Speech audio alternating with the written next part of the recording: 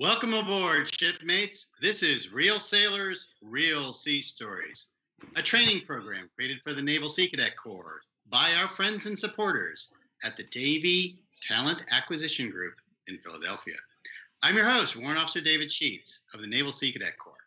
I am joined as usual with my all-star, all-Navy support crew of MC-1 Quinlan, who's our PAO, and STG-1 Lewison, who's our Technical Support Director. Today's topic is how the Navy uses and gathers weather information for mission planning and other great things. Our presenter is Lieutenant Commander Smith, who also is from the Naval Talent Acquisition Group in Philadelphia. So cadets, just like every other presentation, this is interactive.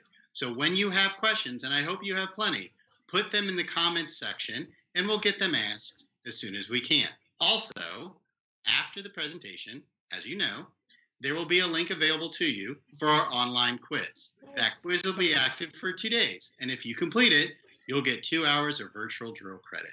Sounds great. So let's get started. Lieutenant Commander Smith, the ship is all yours. Okay, thank you, Warrant Officer Sheets, and good evening to each and every one. It's my pleasure to be here today to share with you some information about meteorology and oceanography and how it works with the Navy. So my current assignment is I'm the General Officer Recruiter at NTAG Philadelphia, but prior to me coming to NTAG Philadelphia, my designation in the Navy is as an oceanographer, which is the officer rating for someone who works within the meteorology and oceanography department. On the enlisted side, it's called aerographer's mate. And aerographer's mates are hands and legs who does most of the work day to day within that field, and us officers supervise and manage the mission.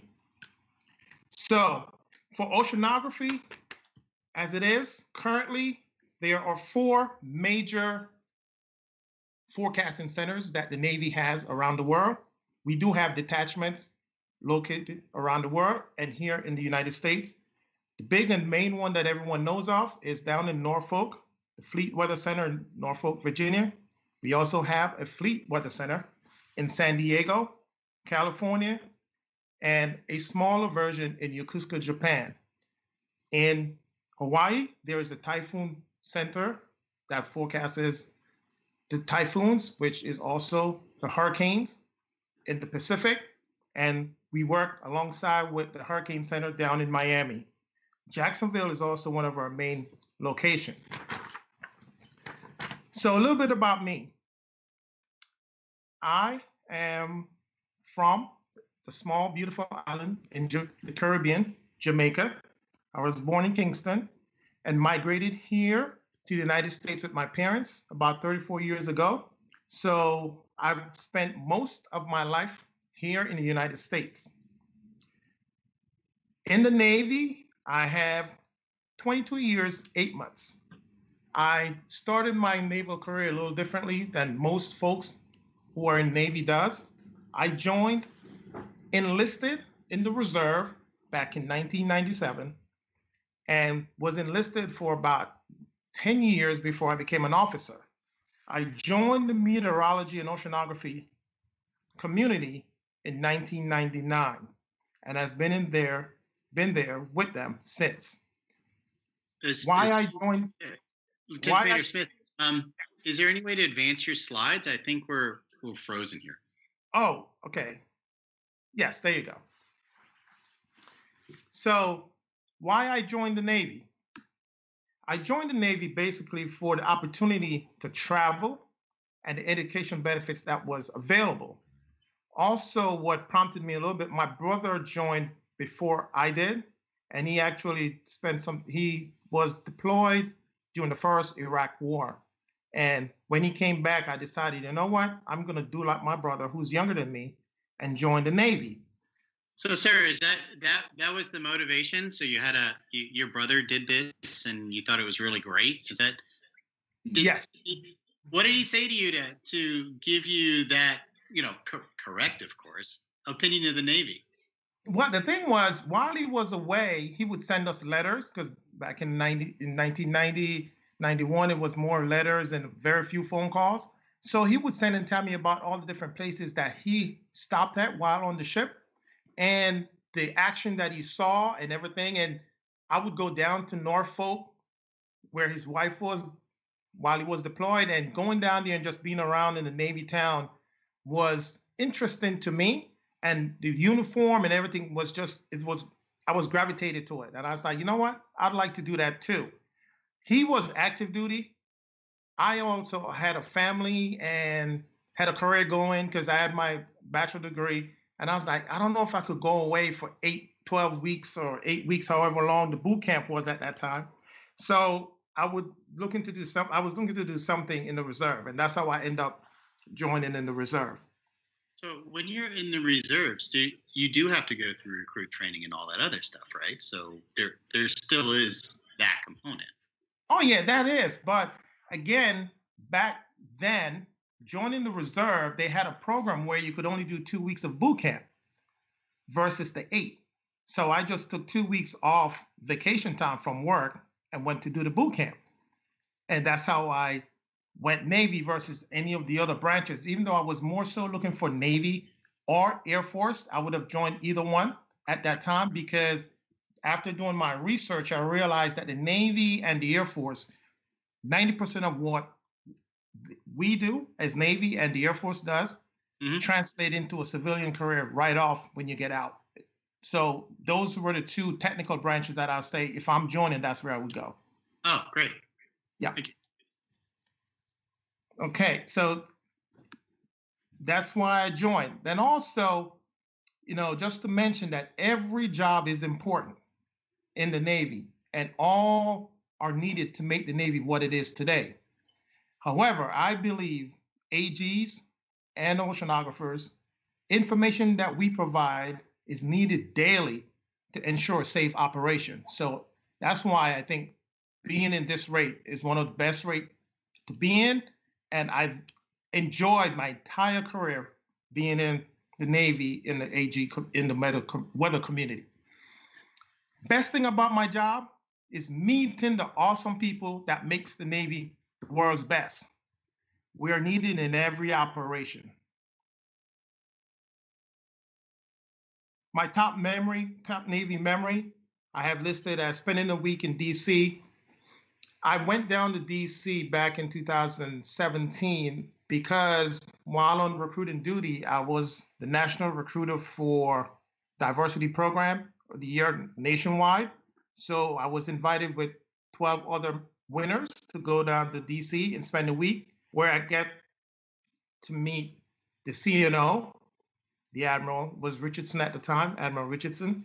Went over to his house and tour Congress. We toured a lot of the different locations and sites down in DC. I also had the opportunity to meet the McPon Giordano, who was number 14 at the time. And just being down there with my wife was awesome. So that was one of my best memory, but I would also include in there the ATs, which is annual training that I've done so far being in the reserve. I've been out to Fallon, Nevada, Simbeck, Germany, Rota, Spain, San Diego, down in Fort Worth, Texas, Cape Canaveral, Mayport, Florida, etc. And also did 2 different ATs in Pearl Harbor, and it was awesome. And each time I get to do it, this was 2 weeks or more staying at each of these locations. Now, another active duty time that I went on was attending Sea School. Sea School is the advanced training for meteorology, where when you do that school, it's a 9-month stay or school, which is, other than nuclear, I think it's the second longest training school the Navy has. And being down there with 2 of my other AG friends was an exciting time, was a lot of studying and training, but we had a great time. So it's still etched in my memory now, the 9 months that I spent down in Mississippi. So Tell me a little bit about that. So, the AGA and C school are in Mississippi. Yes. So if you join, once you leave boot camp, you would then go to the A school. The A school is 3 months long. It's in Biloxi, Mississippi. And then you will go out into the fleet and do a year or two and then come back to C school, which is where you get your advanced training. C school, once you complete that, you are designated as a forecaster for the Navy. So you are an expert, a forecaster, so you could go out just as how you see the folks on TV give you the weather on a daily basis. That's what we do as AGs in the Navy. On a daily basis, we generate a weather brief, and you'll see in a couple of slides that I have later on in my presentation. So you were saying how C school is a real challenge, right? Did Yes. you run into any situations which are really, really difficult while you were at that school, and how did you rise above that? So just going to the school was an obstacle for me to get by. As I said, I joined in the reserve. My training, my civilian background, I'm an accountant by trade. That's what I do. Okay. So I'm the director of finance of a private company down in Philadelphia here. But when I went to C school, it was all science. The first 3 classes were physics, which I hadn't done since 9th grade in high school. Wow. Okay. So just the fact to get through there. And what I did to prep myself, my daughter was a senior in high school at the time when I was going down. So I had her work with me with some physics before I went down to C school. When I got down there, it was like I said, 2 of my other reservist friends went with us. The class is a maximum of 8 people. And to have 3 reservists in a class at one time was something they were doing for the first time as a trial basis. Mhm. And I'm happy to say that we finished 1, 2, 3 in the class with 90 average when we graduated 9 months later. So we did not only ourselves proud, but the reserve community proud, because after that, they opened it up for other reservists to come down there for the school. Great. So it sounds like your daughter was a pretty good teacher. Oh, yes, she was. Excellent. Okay. Okay. And then the other information on this slide here is just some previous assignment that I have. When I joined the reserve, I was stationed at NRS JRB Willow Grove in Pennsylvania, which I got there in 97. They closed the base in 2008. We left there and we went to Naval Weapons Station New Jersey for some time. I was assigned as the assistant officer in charge for one of our units in Jacksonville, so I was there. And then from there, I came on active duty at NRD Philadelphia, and now which has become NTAG Philadelphia. So this is where my current duty assignment is. Very nice.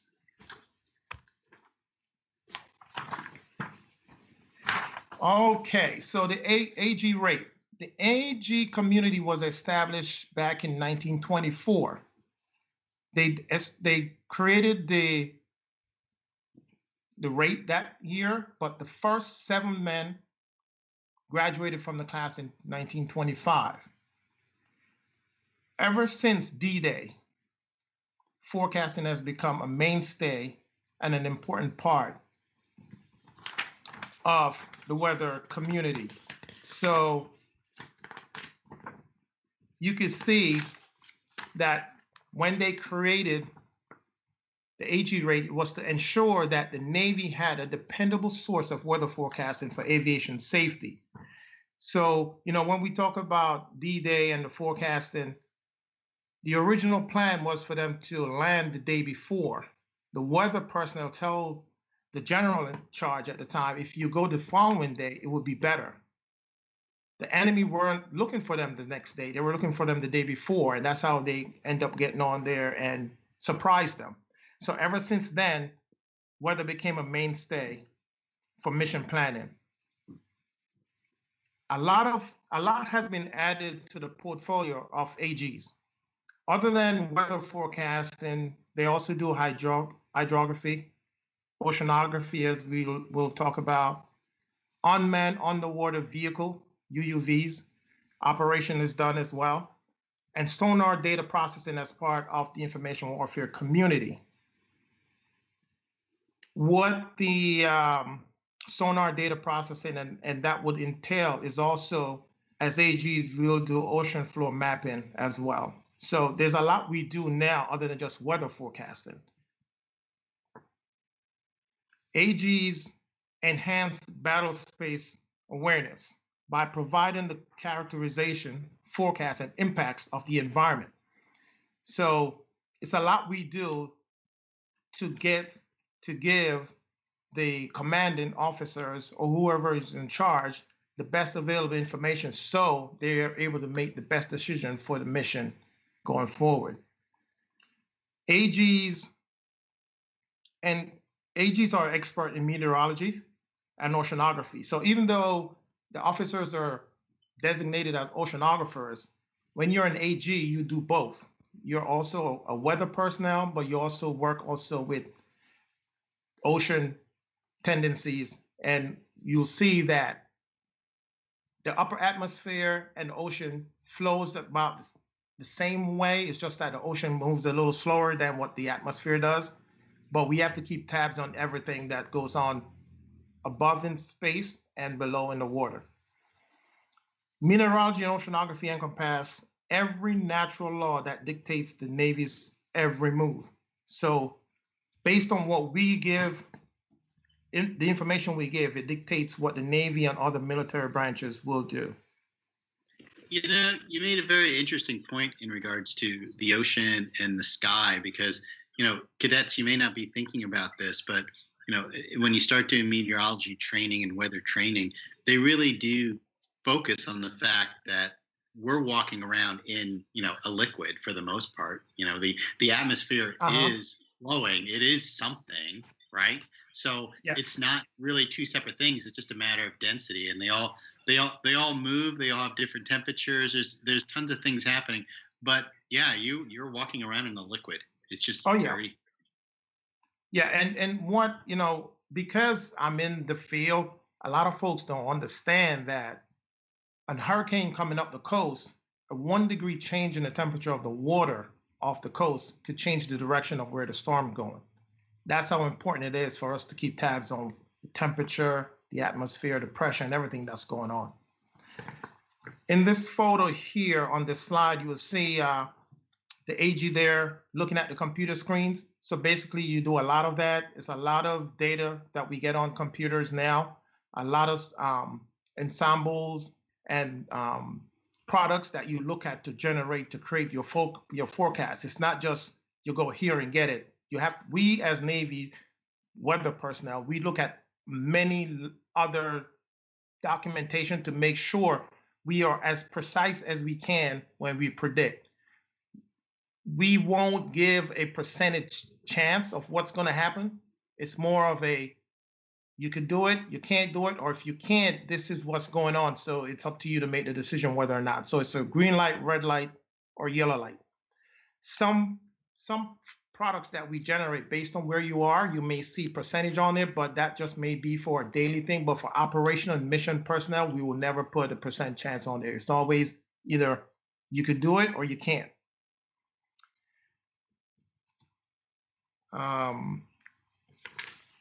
Yeah, so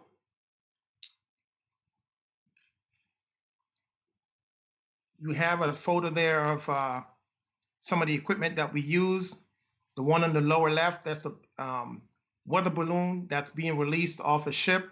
That balloon will go about 2 miles up in the air to gather data, and the data will come back on the computer, and the AGs will use that to gather information about the atmospheric pressure going as it leaves the surface and goes up. The guy on the lower right, he's using an aeronautical meter. That meter is measuring the wind speed.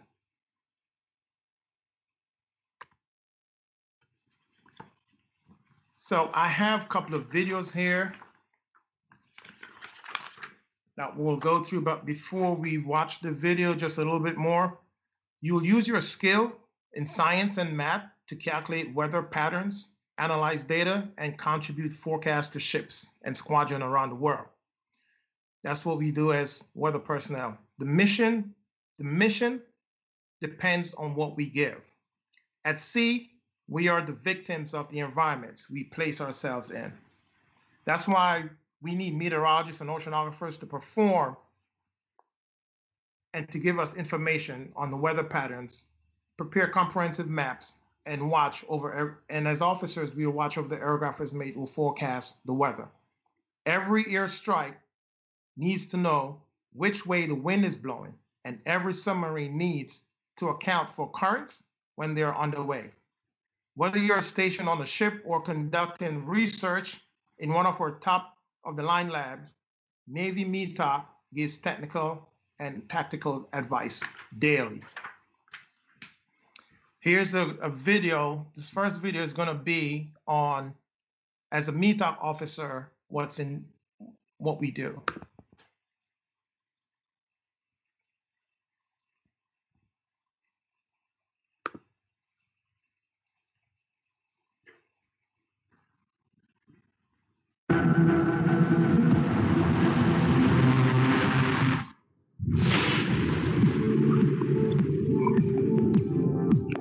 We handle environmental predictions from space all the way to the ocean floor.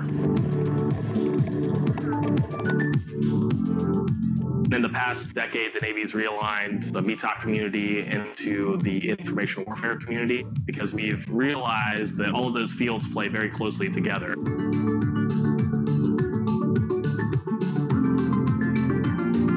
The opportunity to interact with enlisted sailors on a daily basis is the most important part of my job. AGs, they're the enlisted forecasters. They actually do the lion's share of the day-to-day weather predictions. We do provide briefs to all pilots before they take off.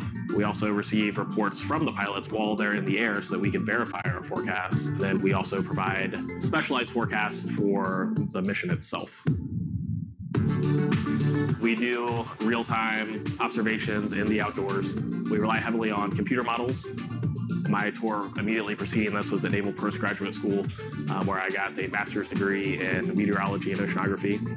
Weather and oceanography prediction is the same science. They're both predictions of fluids. The ocean just moves slower. We predict currents, tides, storm surge in relation to tropical cyclones, but all of that can have an effect on amphibious operations, unmanned undersea vehicles. Even in bad weather, if we can understand the impacts of that bad weather better than our adversaries can, then we can exploit those bad conditions. We chart the ocean floor, and those kind of underwater canyons and stuff are crucial for submarines to be able to navigate safely. The job of atmospheric prediction is almost as much of an art as it is a science. I'm really able to dig deep down into those models and see the story that they're trying to convey.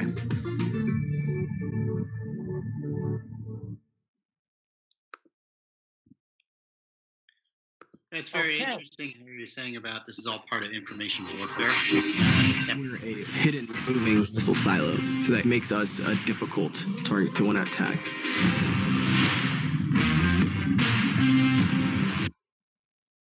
Okay, sorry about that. All right. Hey, it's live, people. Things happen.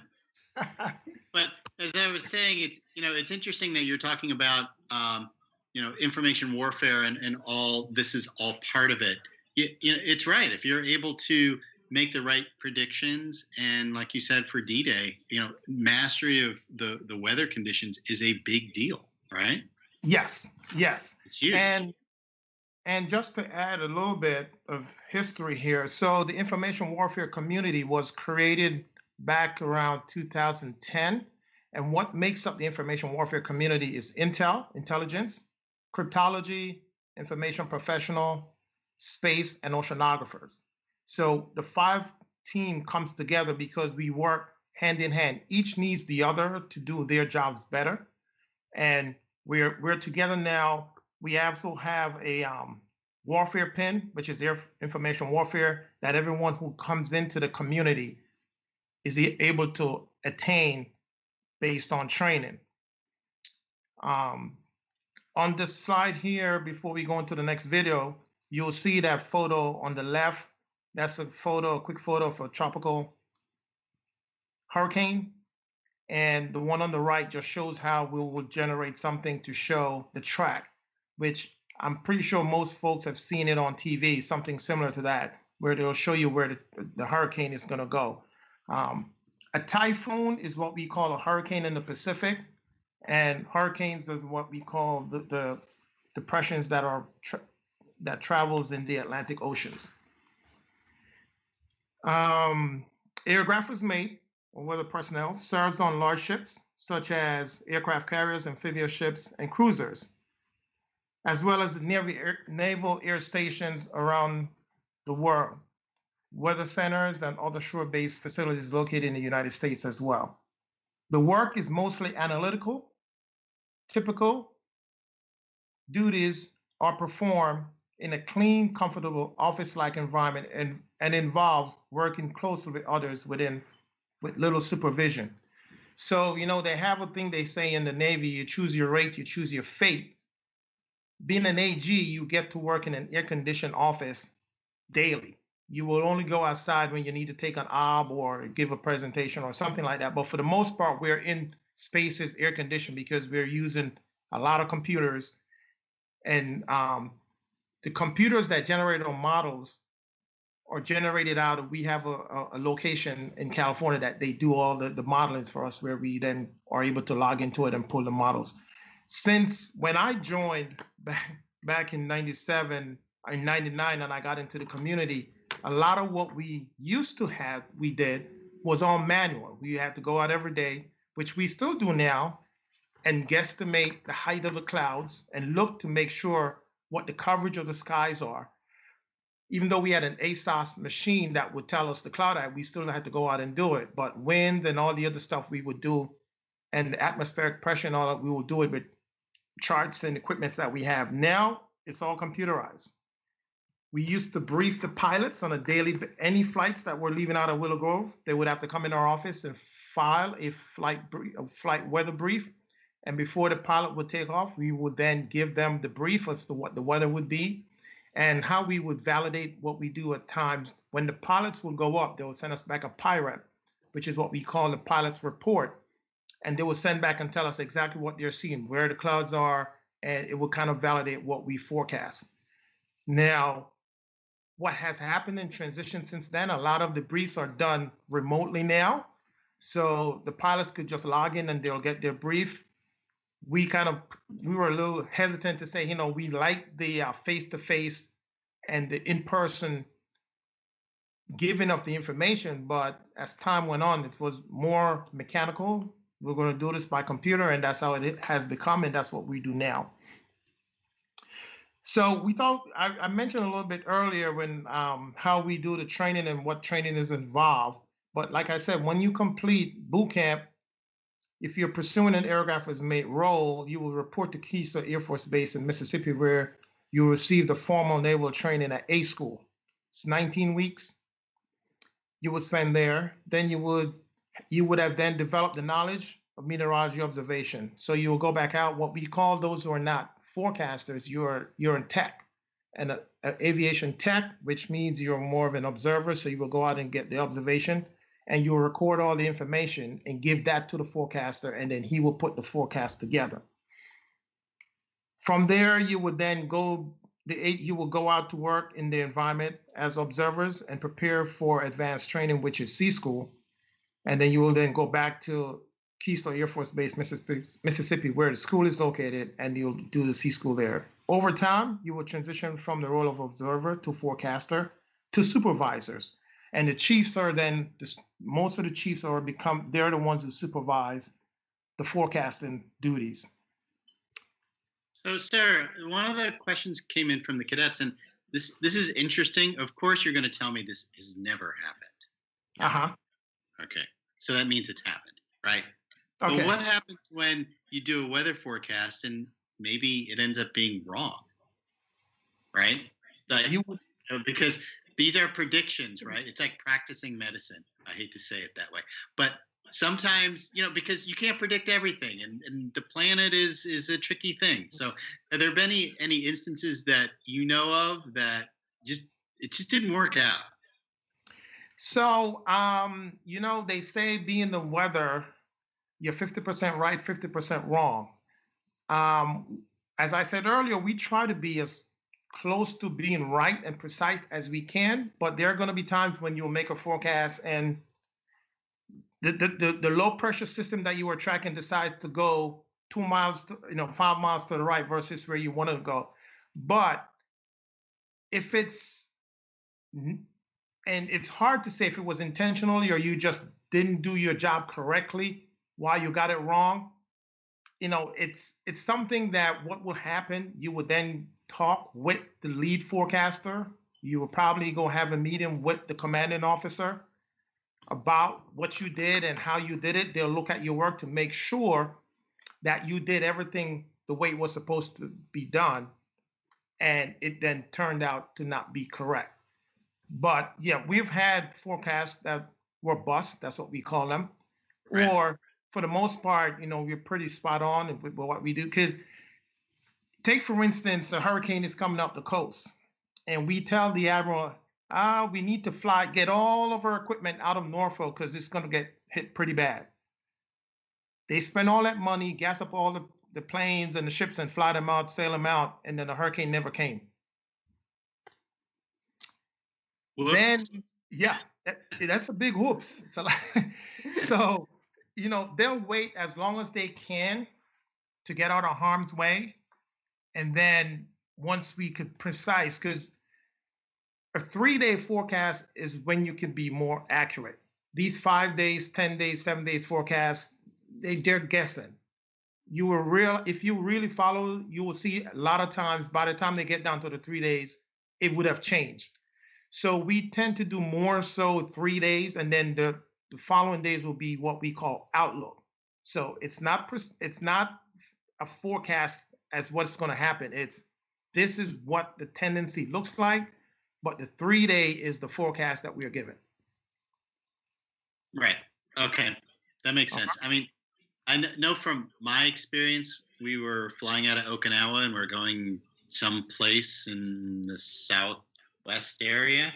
And surprise typhoon, so they really blew that one. That's a great way to become very religious very quickly. But nonetheless, it does happen. And I think your point where you're saying about getting the pilot's reports or the on-scene people's reports to back up what's going on, I mean, that's critical in this. Yeah. Right. Yeah, because for our rate, if you're in that rate, we work 24/7, 7 days a week, 365 days of the year. You then would say, well, when do you get time off? So they put you in a watch rotation, and it's every 8-hour shift. So it's 3 shifts per day, and there's a section for each of those shifts. And you will work your shift and you get your days off like that. But it's constantly, every hour, we're taking a look at what the atmosphere is doing. Every hour, there's an update. Every hour, there's an update. And in between the hour, say, for instance, we are tracking a tropical depression, which is may become a hurricane.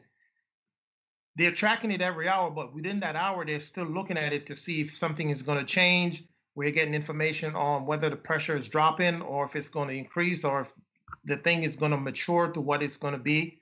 And as soon as we see a change, we'll update the brief at that point and put it out so folks are aware of it. Very nice. All right, so I'll let you watch the other video now. This one is more so about the AG and their roles.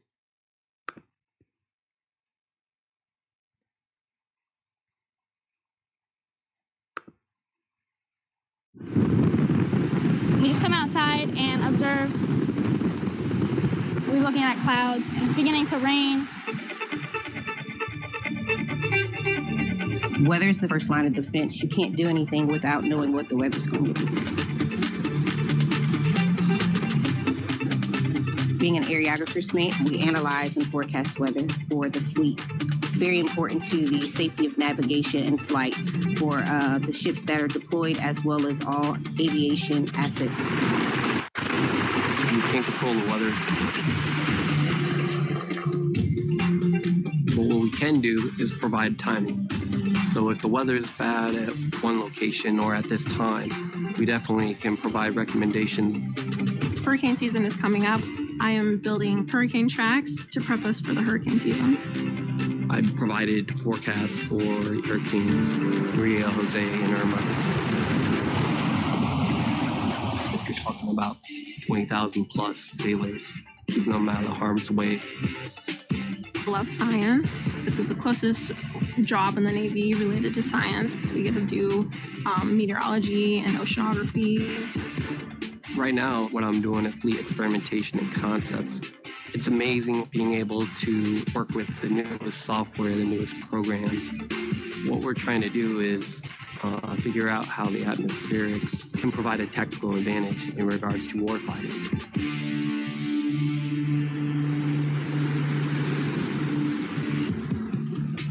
When you're out to sea, you're able to go outside and actually take the observation and actually see the skies and actually see the seas and actually feel the ship rocking to understand this is what 5-foot seas feels like and this is what 12-foot seas feel like.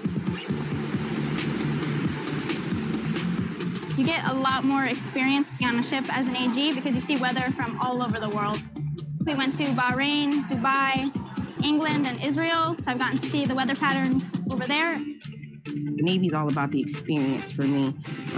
You wouldn't get these experiences in a normal, everyday 9 to 5.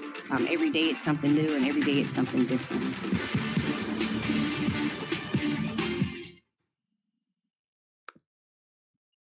Okay.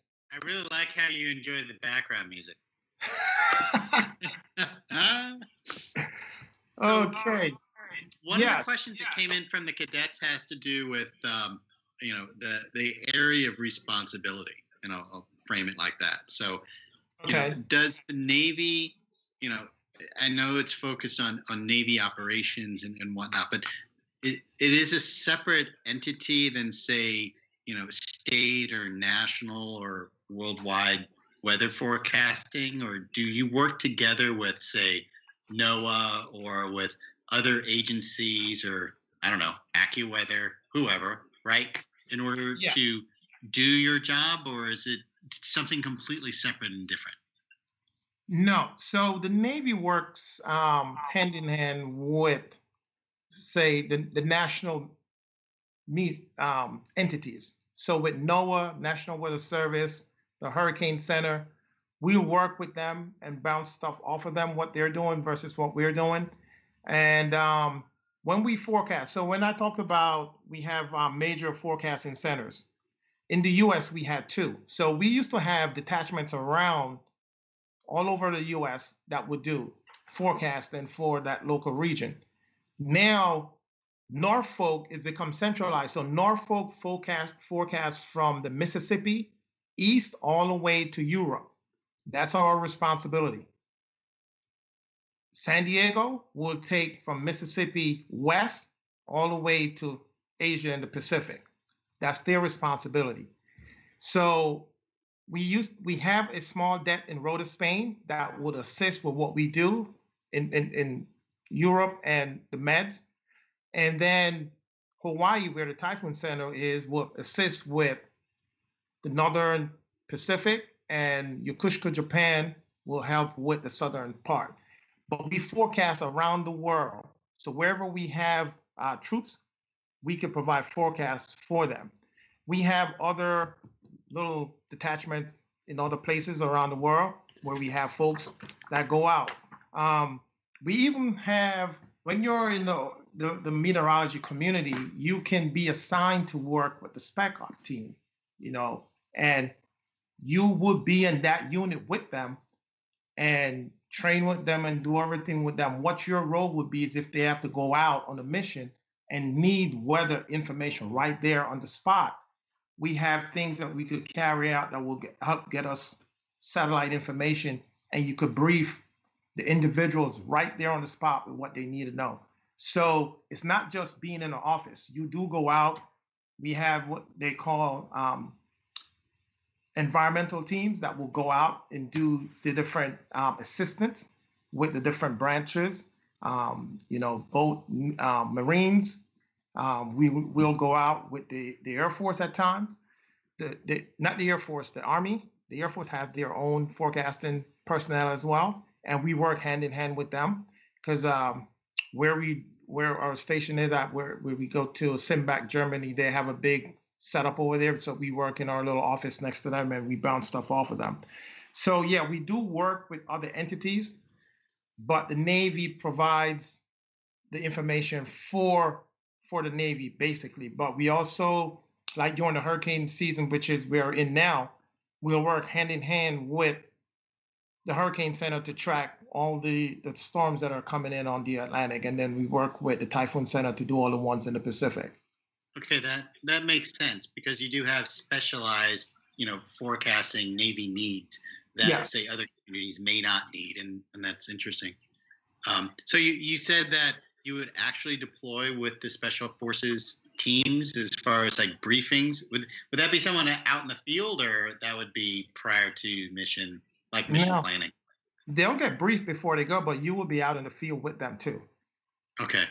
Yeah. So much air conditioning environment, huh? Yeah, exactly. Okay. You'll get out there because and it's when you work, like if you're doing the mapping and all that, sometimes you're not even on a naval vessel, you're on a commercial vessel going out and doing all this work, and you don't necessarily would be in your uniform during that time, but you'll be out there gathering data, gathering information, and working with the other scientists to get the information to create whatever the map is and all the information that's needed for whatever particular area we are going over. With being deployed out with other teams, I have friends who have been out there with the SPAC teams, and I mean I wouldn't have done it because their level of fitness is way above where I want to be. Okay. But in doing that, that's part of it because you have to be there with them, right. and be able to keep up and do all the stuff. Oh, very cool. Thank you. Yeah. So you do get to do some cool stuff. And, like I said, it's not just doing weather information. There's a whole slew of things that go on, mine warfare, air warfare, all the other stuff that we provide specific things, oceanography information that we provide. So the Navy has invented the whole meteorology and oceanography arsenal of what we provide. And we even have civilian entities that come to us to get information. So on the slides that I have up here, this is a sample product of a routine daily product that would be done for a tropical location. So this is a location that's probably in Florida or somewhere like that. And this is what they would typically put out. You see, it's a surface analysis for satellite, high winds, and sea warnings. So if it's a lot of beach area, people, a lot of fishermen or whatever, they need to know what's going on the water. And for flying, they need to know the winds and all that stuff. So we'll put this out, and you notice it has the 30% chance of precipitation. Again, this is just a routine daily product. This is not something for mission. So this is just giving the local area what's going on, and so they have an idea of what to prepare for. So it's a 5-day outlook. Sir, do you know if the Coast Guard has their own similar branch, or does the Navy provide that information for the Coast Guard? The Navy has their own little weather detachment as well. And just like I said, the Marines have, because we've had Marines who came and worked with us while we were at Willow Grove to get trained. So they do have their own. But as far as providing the information for the branches, you will have the Air Force and the Navy who does the bulk of the forecasting. Because NOAA also falls under the military. So a lot of National Weather Service information is able to be retrieved by the other branches. So they'll just pull from them. All right, makes sense. Okay, so this other slide here is it's a South American environmental impact. It's showing what the impacts on the environment is going on out there, significant wave heights, which is the one on the right is showing the winds, and you could see the one on the left showing a scattered rain and thunderstorm is expected right north of where Brazil is there, over northern portion of South America. And then on the western side, you see also scattered rain and thunderstorm is being shown there. Down by Chile, there's a little arrow there showing that the volcano Cordonculu spoots off a little bit of ash, so they're monitoring it, and all these little things down here is telling what's going on. So the ships will know what to expect and so forth.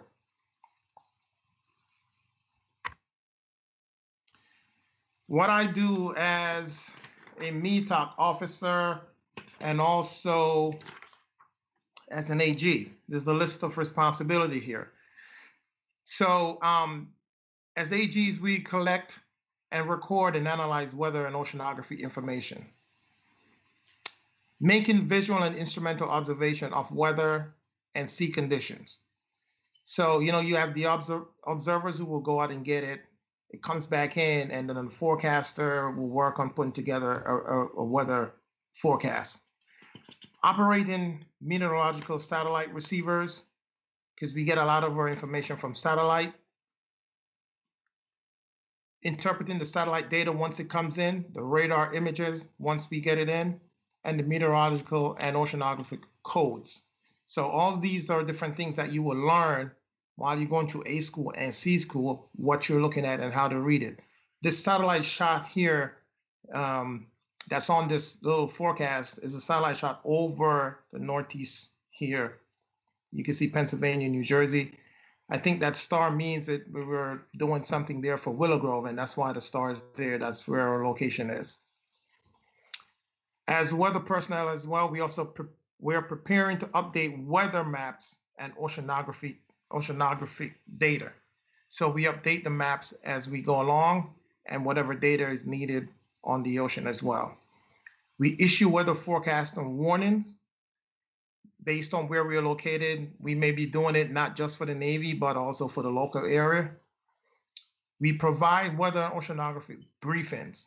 As officers, we do a lot more of the briefing because the forecasters are going to tend to be an E5, depending on where they're located, more so an E6. The chiefs are the ones who supervise, and if there's no E6s, the E5 will do it, or the chief will do it.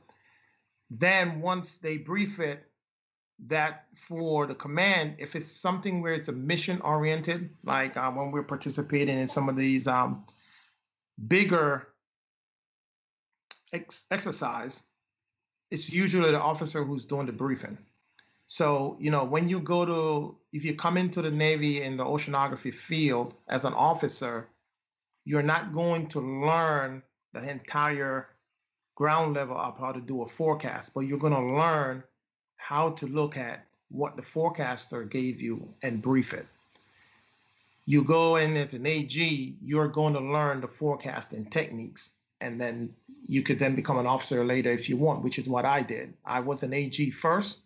I did it for 10 years, and then I crossed over and became an officer and stayed within the community. Using the information that we brief, testing it, calibrating and performing minor and preventative maintenance on instruments.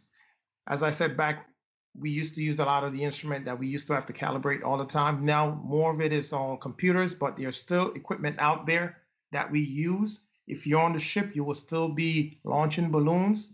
You will still be using the wind meters. You still have your little satellite receivers or your weather data collection machine on the ship that sometimes will break and you have to go out and fix it. As AGs, weather balloons. It seems like with all the technology we have going on here, are weather balloons really something that is used all the time? It seems like a kind of a throwback, but no, it's still no, it's still a big deal, and we still use it. They're still launching them off the back of ships, and depending on where we are or what data we want to get, they're still launching balloons.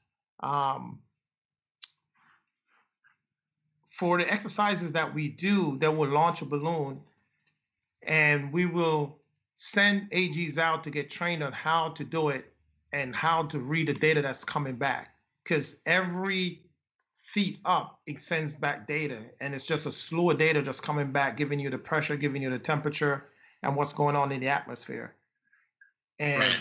I know having the computers and the things that beam, but if you look at a radar, the radar could only go but so far. As I mentioned or alluded to, when we would go out and have to take a look at the sky to see what the cloud coverage is, that machine that used to tell us the level of the cloud could be far left in the horizon, and it will shoot and say it's clear skies. But if you go out and look and there's a cloud, you can't say it's clear because there's a cloud out there, because it will not catch the cloud. So observations are still done, even though we have the computers and the data that are coming in and the models are coming in and telling you, we still go out and do an observation. Okay. Okay, so the AG is working under the oversight of a METOC officer, and the METOC officer usually has a 4-year degree, which is required, and he or she will manage the information related to the meteorology and oceanography department.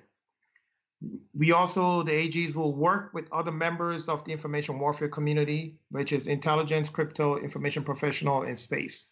So we all work together to develop and give the information. One of the cool things with being an AG, I actually did an exercise down in Miami with SOTCOM a few years back, and the weather was the first person or first entity to brief. Every time we would have a meeting, they wanted to know what the weather was going to be, and then Intel will come next and say, okay, this is what we know about the area. So it was kind of cool, and you took pride in knowing that, hey, they're not going to do anything until you go up there and say what you have to say. So that's kind of cool. That is really interesting, and it does directly relate to a question one of our cadets is asking about. What is, in your opinion, one of the best things about the AG rate? That sounds pretty exciting. It is, and like I said, it's the fact that that the mission or the operation for that particular day is dependent upon what you're going to tell them. So now, don't say it's a lot of pressure, but it is.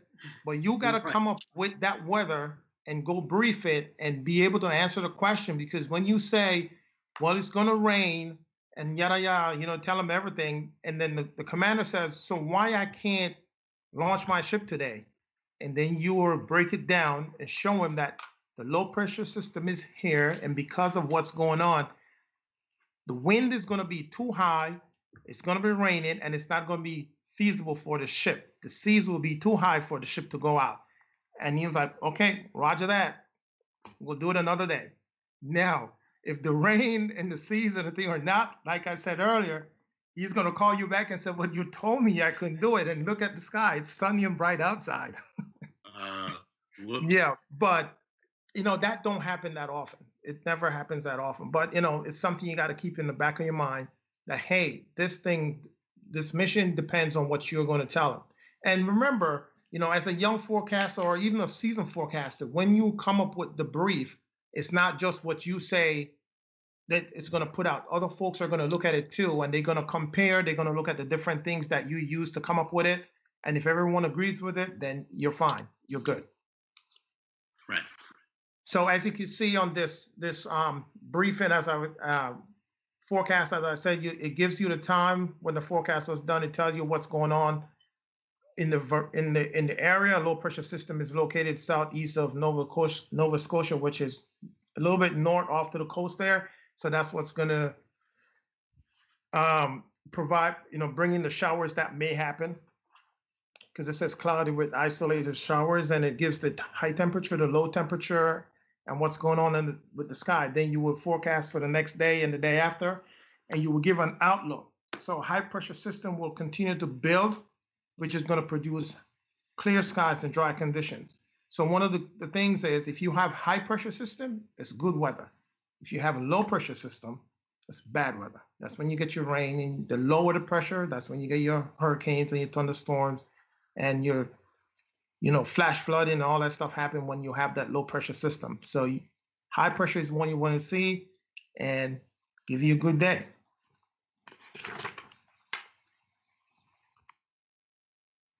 Okay, so personal experiences. So as I alluded to, I did a couple of exercises. The one that I did down in Miami, that was the Panamex exercise. So it's Panama, Mexico, Caribbean exercise, and it was run out of the Southcom office down in Miami. I did that once. I also did HEREX, which the slide here is going to talk about it a little bit.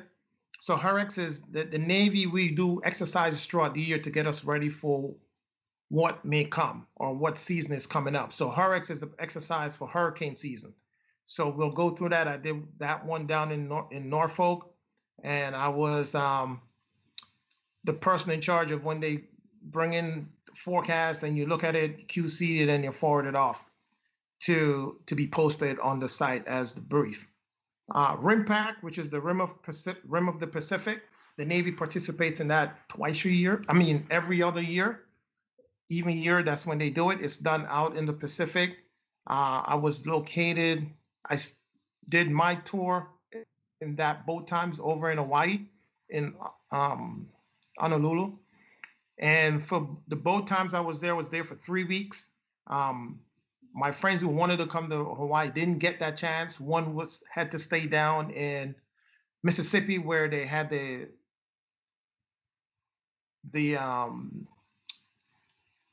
other portion of it, which was the folks who were working with the anti-submarine warfare. They were located down there. Then I had another one of my friends. He was in San Diego doing the weather the aviation forecast out of that location. So depending on what you're doing, you will get stationed at different locations because the folks who participate in this would be from Australia, the entire Pacific, and of course the U.S. will be in, a lot of different countries will participate in it. So it was a really big exercise, and I was happy to be able to participate in it twice. The photos here on this slide, the one on the left is a sample product of a marine forecast. As I said, we'll provide that type of a forecast for local areas for people who go out on the sea for fishing or, tourist events, and just local folks who want to go on the beach. We just let them know what the marine forecast is for that local area. And the one on the right is a picture of a buoy. These are located all over the world in the oceans.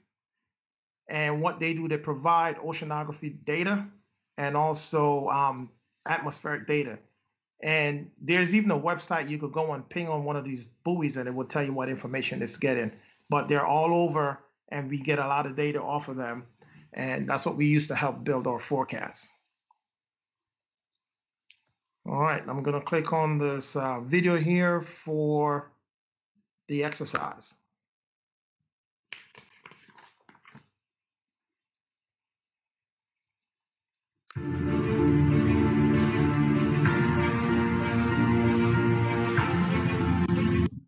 And believe it or not, in a little over 5 weeks, we will be back in hurricane season. The Navy is already preparing.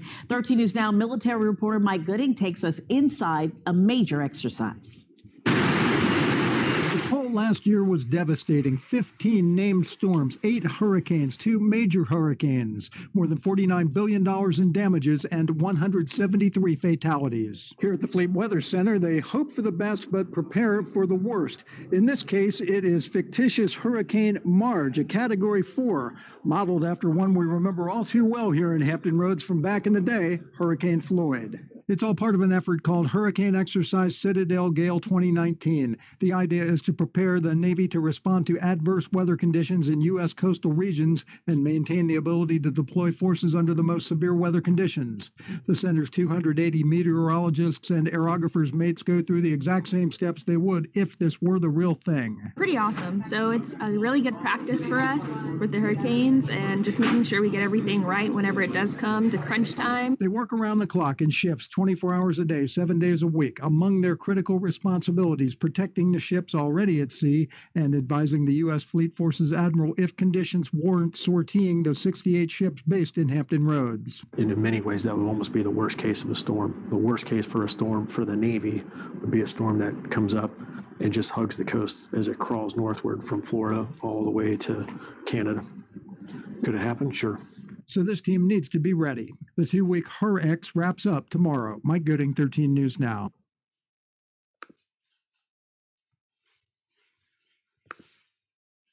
Okay.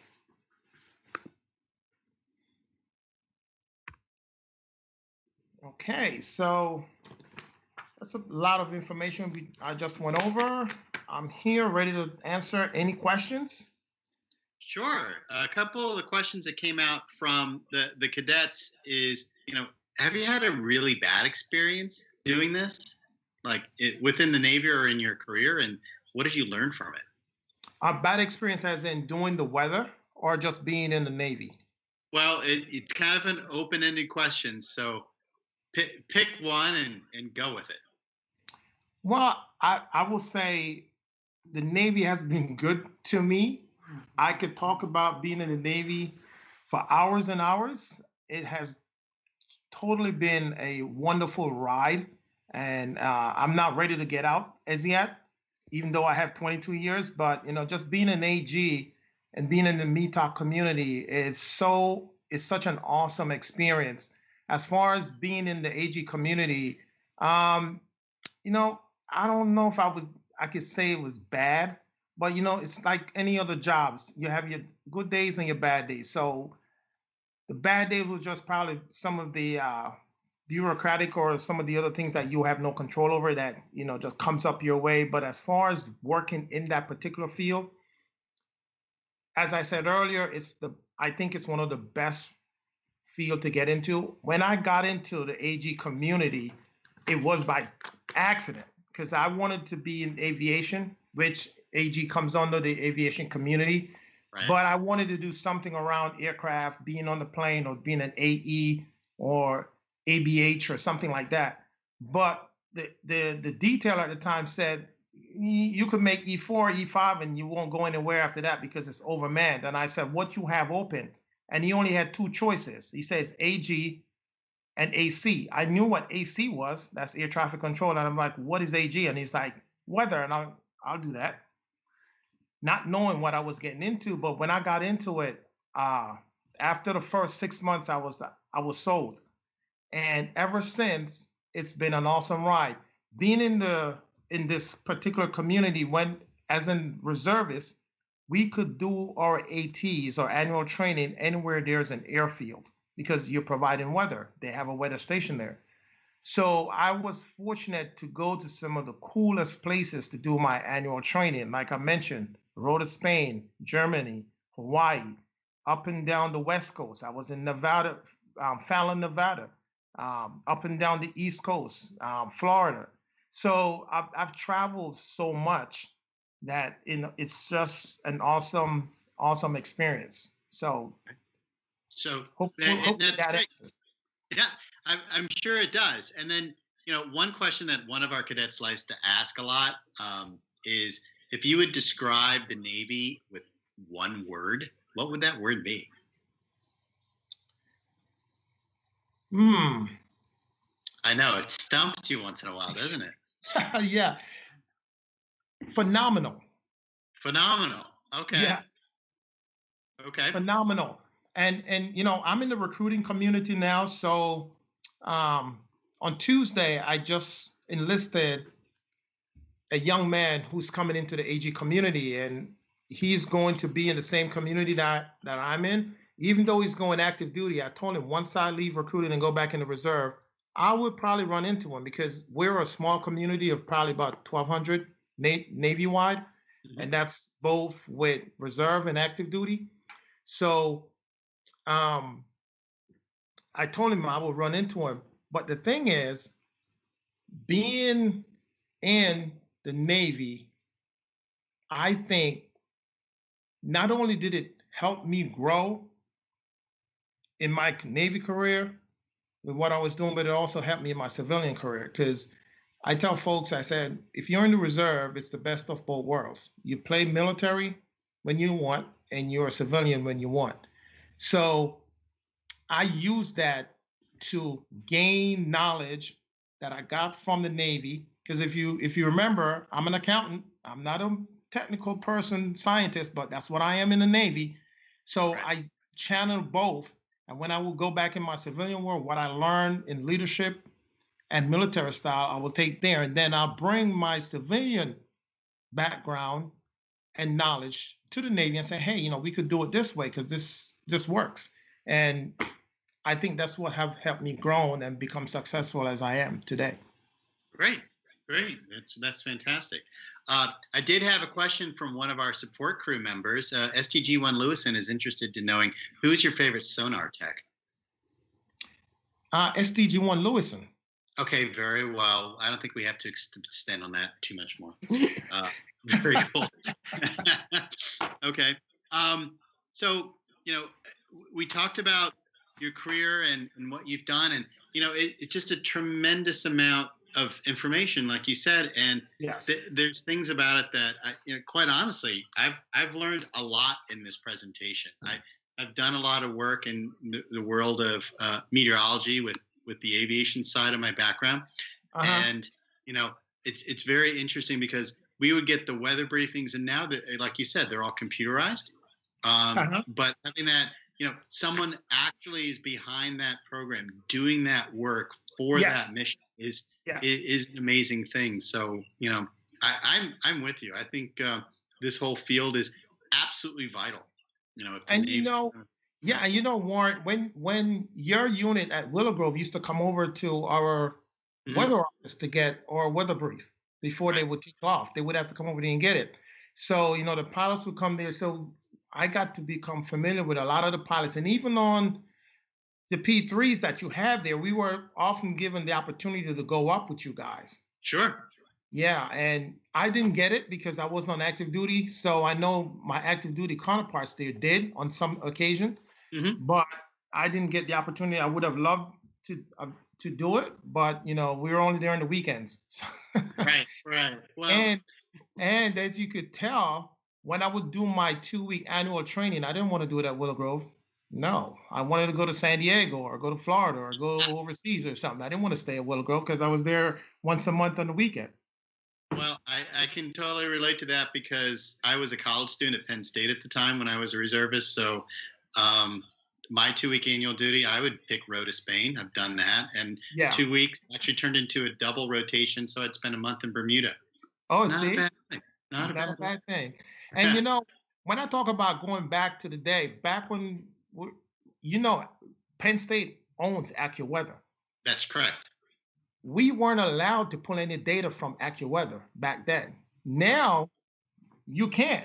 You know, you pull weather from Texas A&M, Penn State, you know, AccuWeather, Wisconsin University. A lot of places now are putting up good weather data. You know, you have WeatherTap, you have flight data out there. There's so many different apps out there now with the weather. But as military personnel, when we are creating our briefs, if we look at any of those, we still got to match it up with what our naval products are doing and see which is giving us a better thing, better outcome for what we are looking for. And just as you see on the TV when they talk about the different models during the hurricane thing, it's the same thing. We have different models that we look at. And 1 year, one model could be doing a better job of predicting what the storm is going to do. And you know, you would then tend to go with that. And then the following year, you start with that and then work your way around and see which one is giving you the better forecast. Right. Agreed. So, Lieutenant Commander Smith, I really want to thank you for your time. Thank you for, you know, spending your and sharing your story with us in the Sea Cadet Corps. Really appreciate it. Cadets, I hope you gained a better appreciation for weather and how that's used in operations. And I want to challenge the cadets for something, okay? I just happened, like in my bookshelves behind me, I just noticed that I had this book, okay? This book, it's called Halsey's Typhoon. Okay? I'm sure you know what I'm talking about, right? So cadets, I'm not, you know, trying to fool myself. I know you're not going to turn around and buy this book and read it, but check out what Halsey's Typhoon is on a YouTube video. I'm sure you're going to see it. And it has to do with how weather significantly impacted Admiral Halsey's fleet during World War II, and what the impact of not knowing or being surprised by it, and how vital knowing weather predictions and how that's impacting your operations is now. Something like that, hopefully, and things gone really wrong, should never happen again. But it gives you really appreciation of what, the community that Lieutenant Commander Smith is part of, what they provide. And if that's not there, it's a really bad day. Really bad. Yeah, at the end of the day, it gives you this pride to know that you're part of making the decision making for the admiral or the general, whoever is making the decision, because your information is going that far up for them to look at to say, okay, this is what we're going to do. Right. And it's absolutely important. So again, thank you, sir. Appreciate your time. And cadets, remember that there's going to be that quiz. So it'll be posted as soon as we're done. Give us a few minutes to complete the processing here, and it'll be good for 2 days. So get on it, get those questions answers, and get your 2 hours of virtual drill credits. At the same time, if you appreciate this presentation, smash that like button. We always appreciate some good reviews. And join us next time for our next episode of Real Sailors, Real Sea Stories. Thanks a lot. Have a great evening. Everybody take care. Okay, thank you, Warrant Officer. Thank you, and thank you for having me on. You're quite welcome. Our pleasure.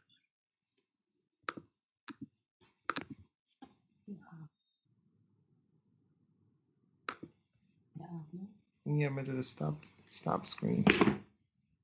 No, I'm going to stop screen share. So I got them say.